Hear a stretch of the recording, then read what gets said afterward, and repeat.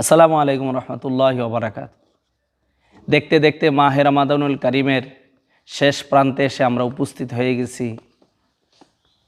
পবিত্র ঈদ উল ফিতর এবং ঈদ উল আযহা হলো আল্লাহর পক্ষ থেকে নবী করিম সাল্লাল্লাহু আলাইহি ওয়াসাল্লামের শরিয়াতে আমাদের জন্য দুইটি আনন্দের দিবস, যে দুই দিবসে রোজা রাখা হারাম। মাহে রমজানুল কারিমের প্রতিটি সময় প্রতিটি রাত্র আমরা আল্লাহর ইবাদত করার চেষ্টা করেছি। আল্লাহ তাআলা আমাদের প্রত্যেকের রোজা, সেহরি, ইফতার, তারাবি, কোরআন কারিমের তেলাওয়াত, জিকির, আজকার, দান, সাদাকা, জাকাত, ফিতরা সকল কিছুকে আল্লাহ তাআলা কবুল করুন, আমিন। আসুন, ঈদ উল ফিতর মুসলমানদের একটি খুশির দিন, আনন্দের দিবসের কিছু সুন্নাত আল্লাহ রাসূল সাল্লাল্লাহু আলাইহি ওয়াসাল্লামের পক্ষ থেকে আসছে।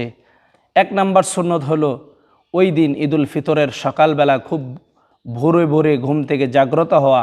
2 নম্বরে আমরা মেসওয়াক করা। 3 নম্বরে গোসল করা। 4 নম্বরে তৌফিক অনুযায়ী, সাধ্য অনুযায়ী আমাদের নতুন পোশাক সাজসজ্জা করা। শরিয়া সম্মত 5 নম্বর, শরিয়া সম্মত, শরীয়ত যেটাকে জায়েজ করে এই পরিমাণ সাজসজ্জা করা। 6 নম্বরে কিছু খুশবু, আতর ব্যবহার করা। 7 নম্বরে ঈদগাহে যে মুসলমানরা যাবে ঈদের দিন, ঈদগাহে যাওয়ার পূর্বে ঈদ উল ফিতরের দিবসে কিছু মিষ্টান্ন, কিছু খেজুর, কিছু সেমাই এগুলি খেয়ে যাবেন, যে ধরনের মিষ্টান্নই হোক। 8 নম্বরে ঈদগাহে আগে আগে যাওয়ার চেষ্টা করা। একটা মাস আল্লাহ তাআলার জন্য নামাজ পড়েছেন, রোজা রেখেছেন, তারাবি আদায় করেছেন, কোরআন কারীম তেলাওয়াত করেছেন, ওই দিন এনাম আল্লাহর পক্ষ থেকে পুরস্কার দেওয়া হবে ঈদগাহের ময়দানে। আমি দেখি না, আল্লাহ রাসূল সাল্লাল্লাহু আলাইহি ওয়াসাল্লাম বলছেন, রাস্তার মোড়ে মোড়ে দাঁড়িয়ে আল্লাহর ফেরেশতারা ওই সমস্ত রোজাদারদেরকে, যারা আল্লাহ তাআলার জন্য রোজা রেখেছে, ইফতার সেহরি করেছে, জাকাত দিয়েছে, সাদকা করেছে, তাদেরকে ইস্তেগফার দিতে থাকেন, তাদেরকে স্বাগতম জানাতে থাকেন ফেরেশতারা। ওই ঈদগাহের মাঠে আগে আগে যাওয়ার জন্য আমরা চেষ্টা করব। এটা আল্লাহ নবী সাল্লাল্লাহু আলাইহি ওয়াসাল্লামের সুন্নাত।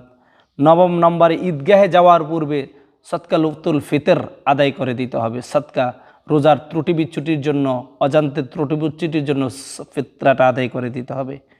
10 নম্বরে সম্ভব হলে পায়ে হেঁটে ঈদগাতে যাব, যদি সম্ভব হয়। 11 নম্বরে যাওয়ার সময় তাকবীর বলতে বলতে যাব, আল্লাহু আকবার, আল্লাহু আকবার, লা ইলাহা ইল্লাল্লাহু, আল্লাহু আকবার, আল্লাহু আকবার, ওয়ালিল্লাহিল হামদ।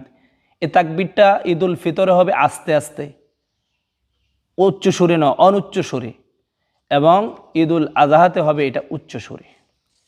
12 নম্বরে যদি সম্ভব হয় ঈদগাহতে যাওয়ার সময় এক রাস্তায় যাব এবং ঈদগাহ থেকে বাড়িতে আসার পথে, ফেরার পথে আমরা অন্য রাস্তায় আসব।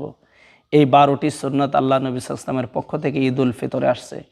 আমরা যেমন আল্লাহ রাব্বুল আলামিনকে খুশি করার জন্য রোজা রেখেছি, সেহরি ইফতার খেয়েছি, কোরআন কারীমের তেলাওয়াত করেছি, জিকির আজকার করেছি, তৌফিক অনুযায়ী দান ও সাদাকা করেছি, ফিতরা দিয়েছি, জাকাত আদায় করেছি।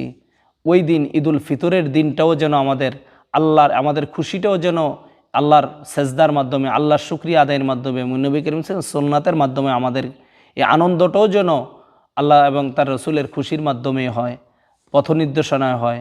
আসুন, আল্লাহ তাআলা পবিত্র ঈদ উল ফিতরের পূর্ণ বারাকা আমাদের নসিব করুক। সবাইকে জানাই ঈদ উল ফিতরের ঈদ মুবারক।